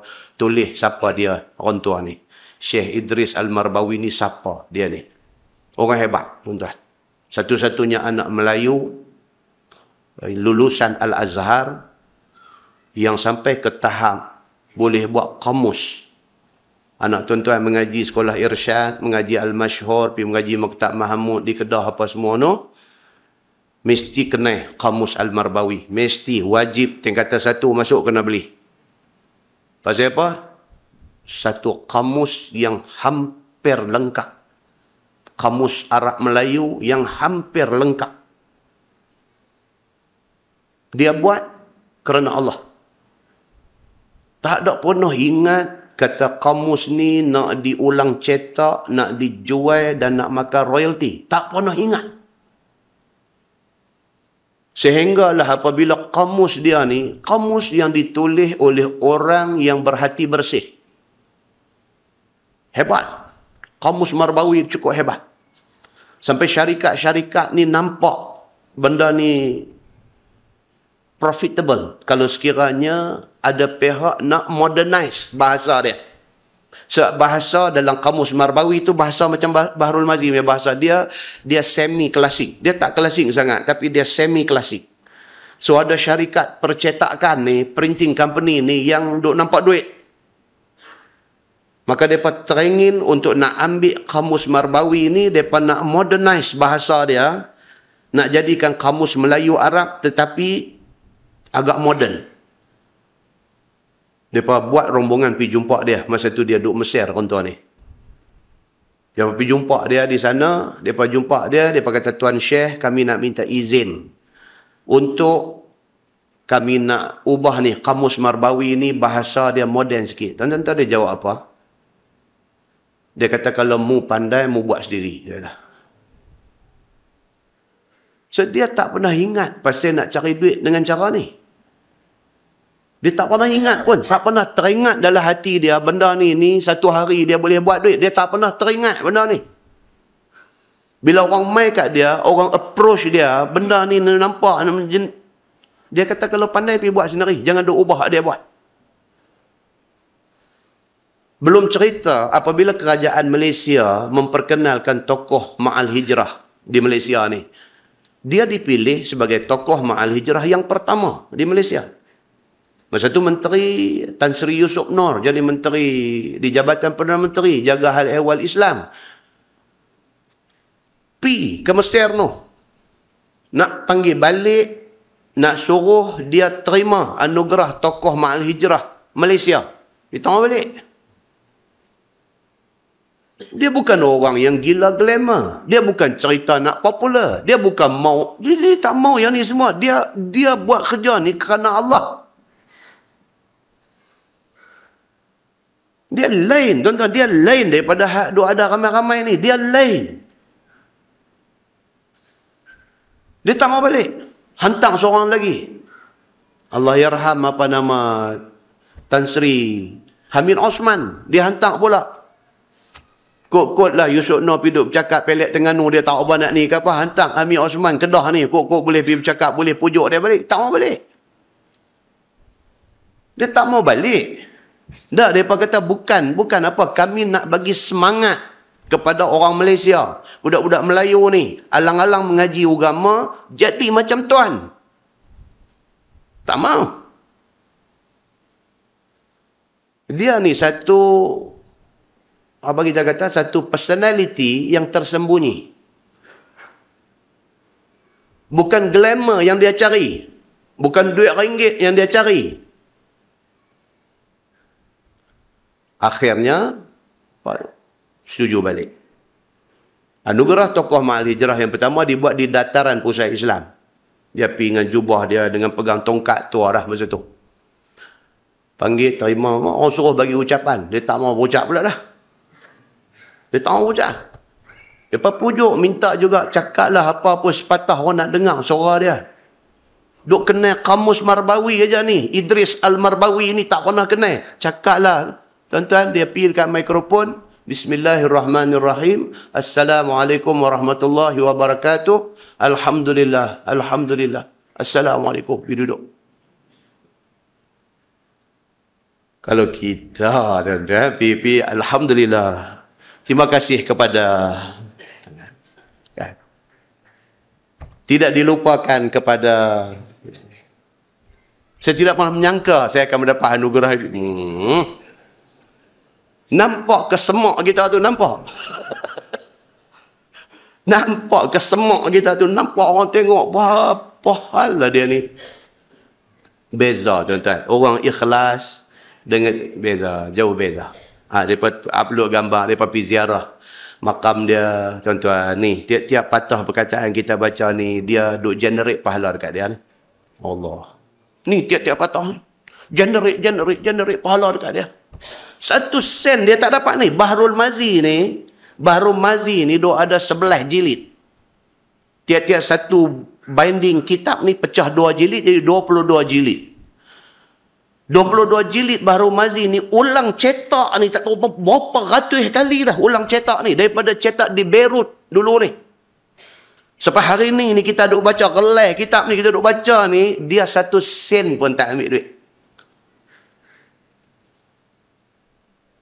Baca tak habis kita ajak hidup. Tu nak kena habang juga. Barulah kita tahu orang tua yang tulis kitab ni bukan sebarang orang. Itu sebab bila kita baca dia lain, tuan-tuan. Kita baca dia orang Arab dia kata zuk. Dia ada satu zuk. Dia ada satu feeling dekat kita ni. Bila kita baca ni dia ada feeling. Kita biasa beli buku agama baca, tak ada feeling. Baca just knowledge macam tu je, dia tak ada feeling. Kitab dia ni bila kita baca dia main satu feeling. Feeling tu main daripada keikhlasan dia. Dia main kat kita. Keikhlasan dia tu dia main kat kita. Pasal dia menulis daripada hati yang bersih. Dia landing di hati kita. Tu. Ini hebat orang tua ni. Muslimin dan muslimat yang dirahmati Allah sekalian. So hadis ni dia kata an Muaz bin Jabal radhiyallahu anhu anna Nabi sallallahu alaihi wasallam kana ghazwati Tabuk idza irtahala qabla zayghi syamsi akhara az-zahra ila an yajma'aha ila al-'asri wa yusallihima jami'ah. Itu hadis dia. Diriwayatkan daripada satu sahabat Nabi sallallahu alaihi wasallam. Nama dia Muaz bin Jabal radhiyallahu anhu. Bahwasanya Nabi sallallahu alaihi wasallam adalah dia di dalam perang Tabuk apabila berangkat berjalan sebelum daripada cenderung matahari.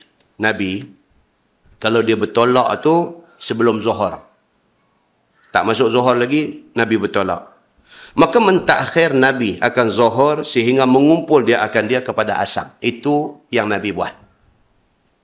Kalau kita keluar sebelum masuk waktu semayang, buat jamak takhir. Nabi dia lagu tu. Kita keluar daripada Batas nak pergi Kuala Lumpur. Kita keluar pukul 11 pagi. Misalnya, 11 pagi zuhur masuk dah lagi? Tak masuk lagi. Kalau begitu, Nabi kalau begitu, dia akan buat jamak takhir. Okey? Baik. Dan sembahyang zuhur dan asar itu sekaliannya di dalam waktu asar. Maksudnya jamak takhir. Okey?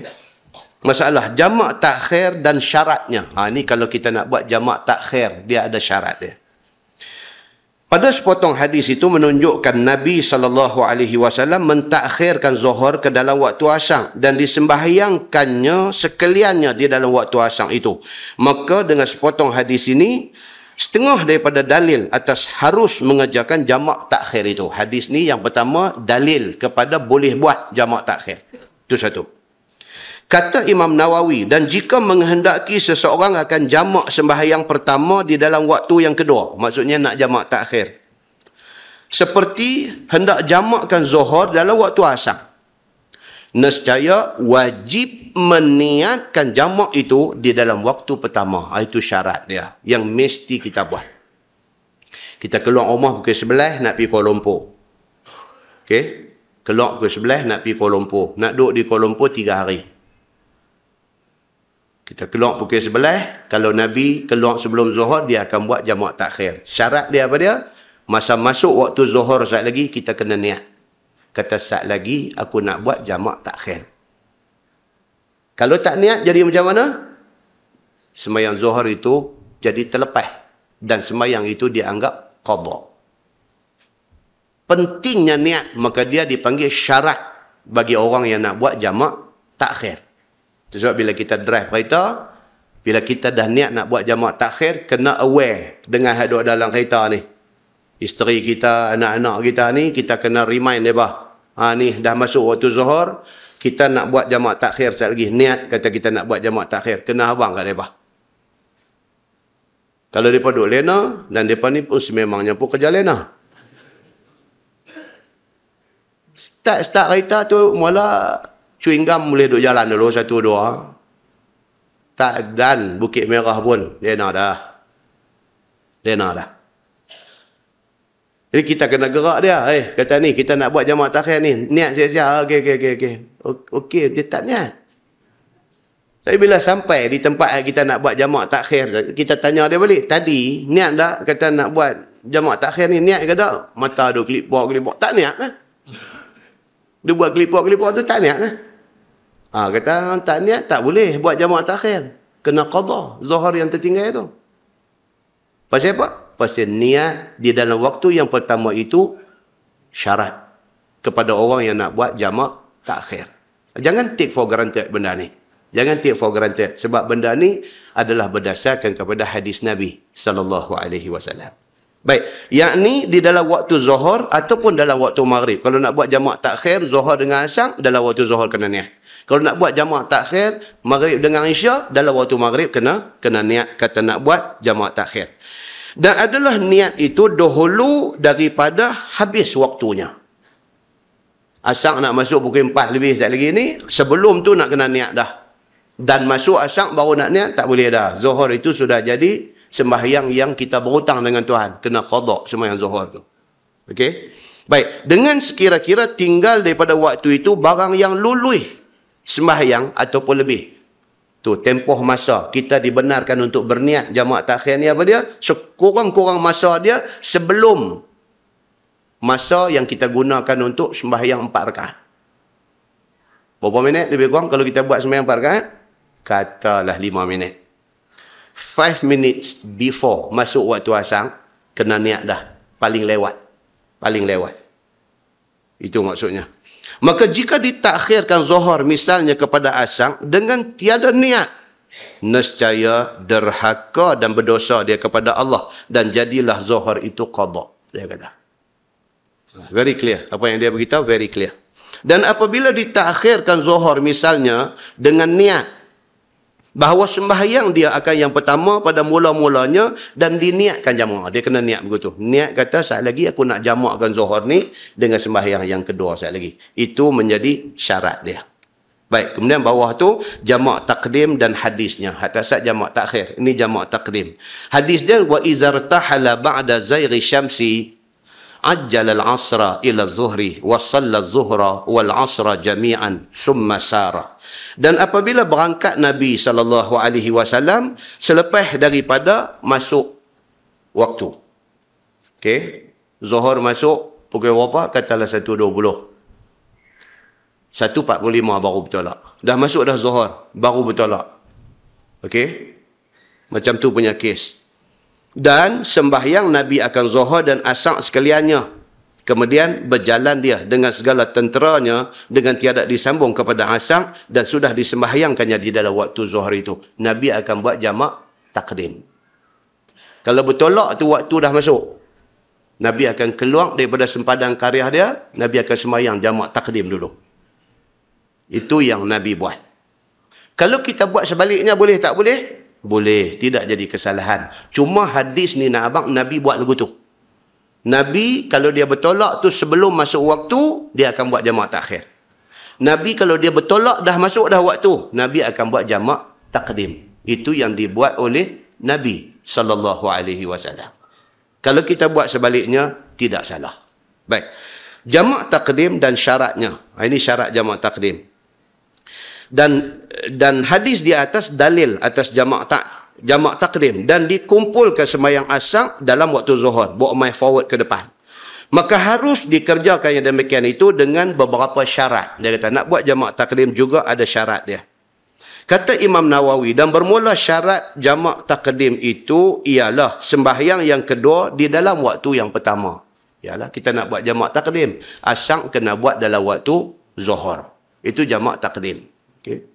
Ada satu orang pernah tanya, dia kata, Ustaz, saya niat nak buat jamak takhir.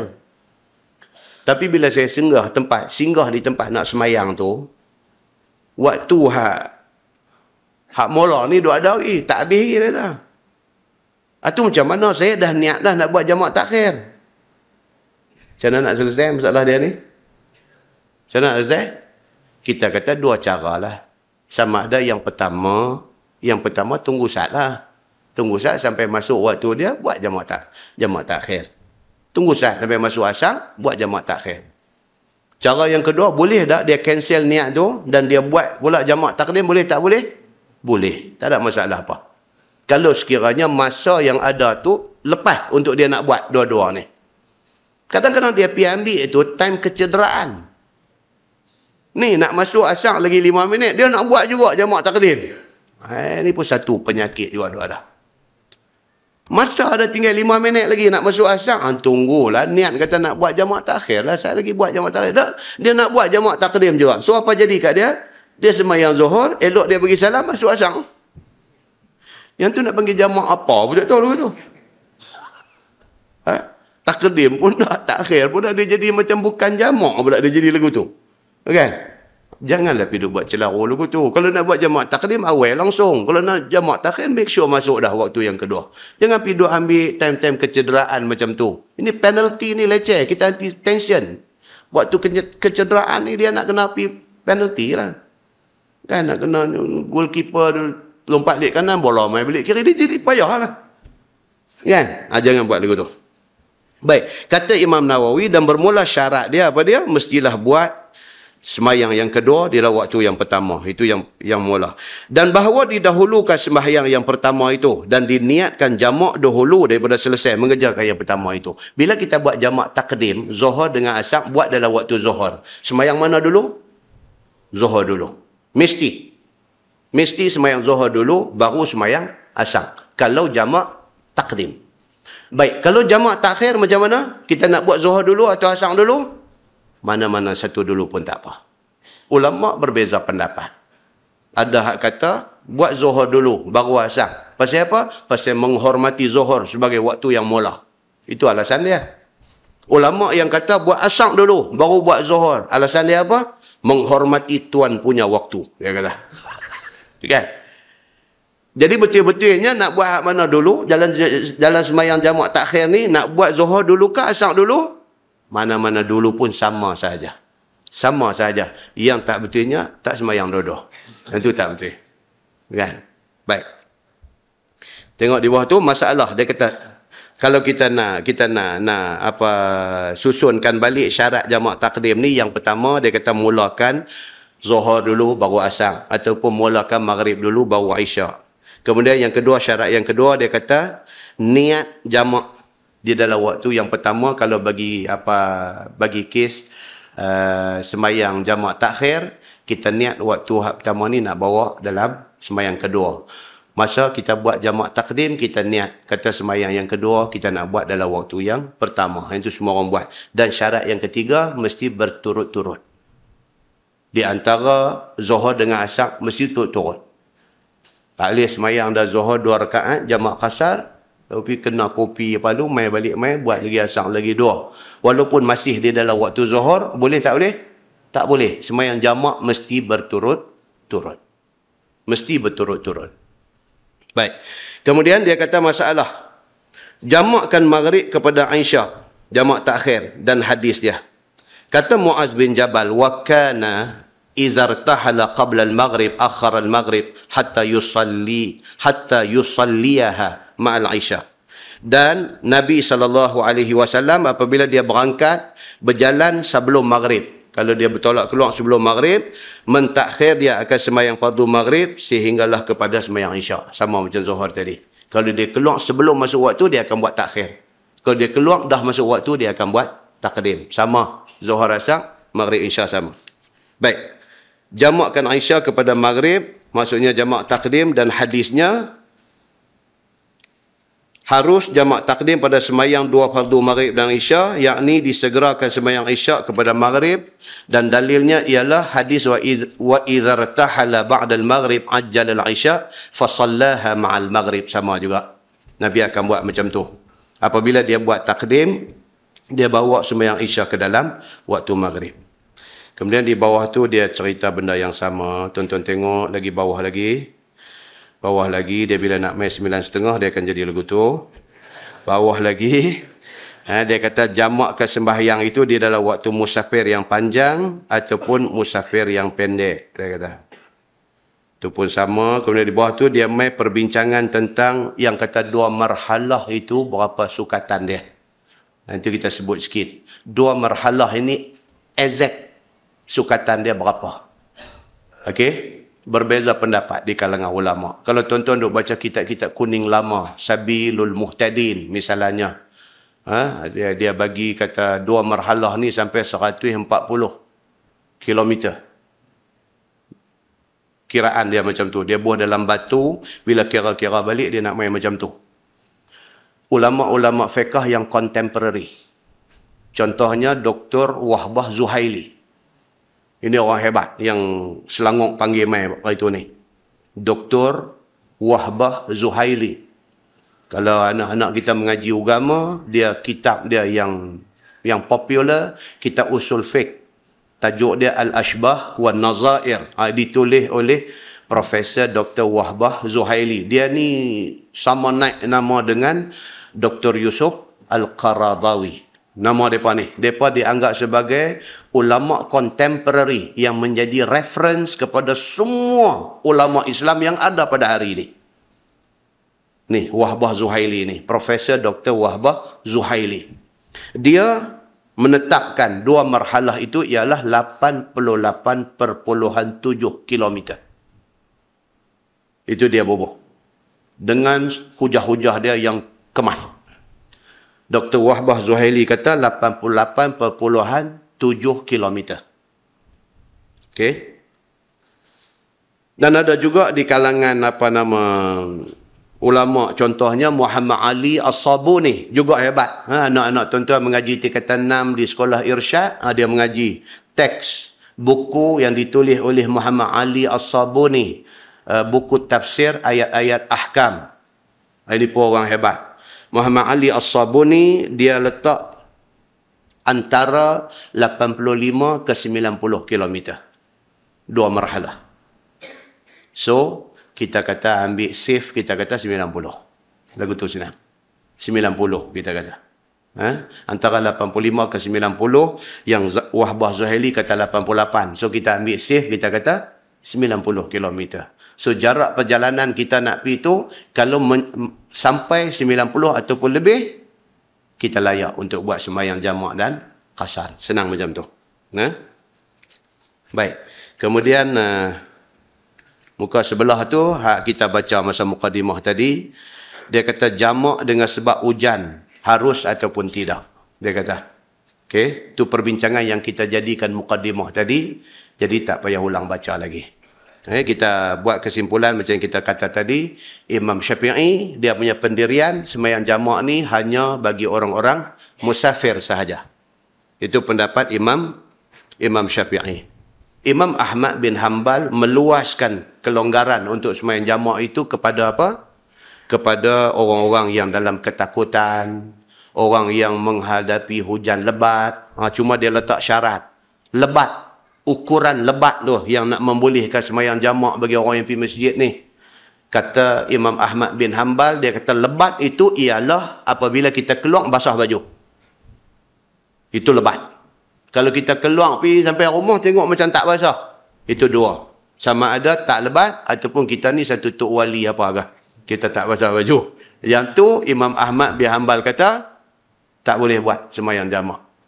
Syarat untuk buat sembahyang jamak ni, dia kata mestilah hujan tu hujan yang lebat yang boleh membasahkan baju. Okey. Dan syarat dia juga untuk orang yang nak buat sembahyang jamak di masjid ni, Imam Ahmad bin Hanbal dia tambah satu lagi. Dia kata bagi orang yang rumahnya agak jauh daripada masjid. Kalau rumah tepi masjid tak boleh juga. Tak boleh juga. Pasal apa? Pasal dia boleh sembahyang dalam waktu, dia boleh lari kalut-kalut masuk dalam rumah dia, tak ada nak basah. Boleh. Itu ukuran yang dibuat oleh Imam Ahmad bin Hanbal. Kemudian diperluaskan kepada kita kata tadi, doktor yang terlibat di dalam OT, Operation Theatre. Yang dia ni akan tersangkut dalam tu. Bila dia start operation, dia tak boleh tinggal. Maka dia dibenarkan buat sembahyang jamak, tetapi tidak boleh qasar. Jamak saja. Tidak boleh qasar. Sama dengan bomba. Duk padam kebakaran. Dia boleh niat kata, sembahyang ni saat lagi aku buat takhir. Pasal apa? Pasal kebakaran ni. Kalau bomba, bunyi-bunyi bang, pakat tinggal bagi terbakar pergi, mereka pakat pergi sembahyang, jahanam kita. Pergi terbakar apa ke? Pejabat kita ke, kelang kita ke terbakar, panggil bomba mai. Elok mereka mai pasang-pasang semua hujan. Ini apa nama bang? Pakat kampui waya, pakat pergi sembahyang. Kacau. Padam. Mereka kena padam sebab itu lebih penting. Dan mereka dibenarkan untuk jamak sembahyang itu. Dan pendapat itu disokong oleh Imam Nawawi yang bermazhab Syafi'i. Okey. Baik, insya-Allah pada bulan depan kita akan baca fi salah al-istisqa, iaitu cerita tentang sembahyang minta hujan. Sembahyang minta hujan. Di dalam tajuk sembahyang minta hujan ni kita akan jumpa satu penjelasan tentang satu isu yang juga menjadi kontroversi dalam masyarakat. Isu doa tolak bala. Kan doa tolak bala. Kan kita kadang-kadang ada sesetengah tok imam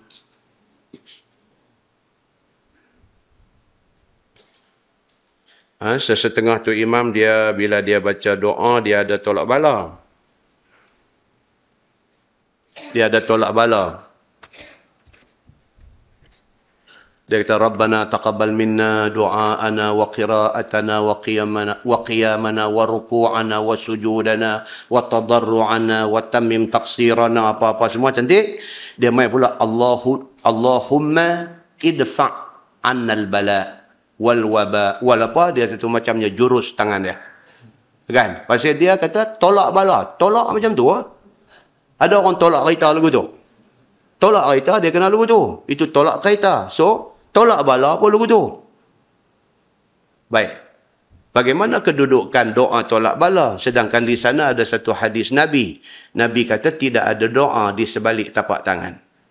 Ini akan timbul dalam tajuk sembahyang istisqa. Sembahyang minta hujan. Pasal apa? Pasal Nabi ketika buat sembahyang minta hujan, Nabi kalih tangan. Nabi kalih tangan. Adakah Nabi kalih tangan di dalam sembahyang istisqa, sembahyang minta hujan itu, kalih tolak bala? Ataupun ada penjelasan lain kepada kalih itu? Sebab Nabi ketika buat sembahyang istisqa dan ketika khutbah sembahyang istisqa, sembahyang minta hujan ni, bukan tangan saja yang Nabi kalih. Bahkan kain sorban Nabi kalih apa? Nabi kalih. Dan itu akan jumpa di dalam tajuk yang akan datang insya-Allah. Kan? So, di sana baru kita nampak pertemuannya. Yang kata doa, yang Nabi kata tidak ada doa di sebalik tapak tangan. Maksudnya Nabi tak bagi doa terbalik tangan lagu tu. Tak bagi. Sebab hadis larang benda tu. Dan terbalik itu pasal apa? Pasal dia kias kepada istisqa.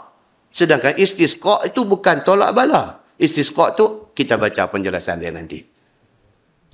Dia tu syok bila kita baca ni. Baru tu dia banyak. Dia bukan saja, dia Lepas tu dia ada titik-titik lagi. Baru kita overview benda tu, baru kita nampak jelas benda tu. Ini penjelasan dia. Kan? Dan bila dah kita tahu macam tu, tak salah kalih tangan. Sebab yang kata Allahumma idfa' annal bala. Maksud dia minta. Ya Allah ya Tuhanku, Allahumma ya Allah ya Tuhanku, idfa' annal bala. Jauhi kami daripada bala. Minta supaya dijauhi daripada bala. Bukan ya Allah, mai pakai tolak. Bukan lagu tu. Ya Allah, aku minta supaya dijauhi daripada bala. Nanti kita baca nanti esok, kita nanti jumpa detail dia macam tu. Baru insya-Allah kita akan nampak cerita dia. Kita tangguh dengan tasbih kafarah dan suratul As. Subhanakallahumma wa bihamdika asyhadu an la ilaha illa anta astaghfiruka wa atubu ilaik. Bismillahirrahmanirrahim. Wal 'asr innal insana illa allazina amanu. اللهم صل على محمد في الأولين والآخرين وسلم ورضي الله تبارك وتعالى عن سادتنا أصحاب سيدنا رسول الله أجمعين. بسم الله الرحمن الرحيم. الحمد لله رب العالمين حمدا يوافي نعمه ويكافئ مزيده. يا ربنا لك الحمد كما ينبغي لجلال وجهك الكريم وعظيم سلطانك. رضينا بالله ربا وبالإسلام دينا وبمحمد نبيا ورسولا. اللهم افتح علينا فتوح العارفين وارزقنا فهم النبيين بجاه خاتم المرسلين. اللهم فقهنا في الدين وعلمنا التأويل واهدنا صراطك المستقيم. اللهم أرنا الحق حقا وارزقنا اتباعه وأرنا الباطل باطلا وارزقنا اجتنابه. اللهم اجعل جمعنا جمعا مرحوما وتفرقنا من بعده تفرقا معصوما. وصلى الله على محمد وعلى آله وصحبه وسلم والحمد لله رب العالمين. السلام عليكم.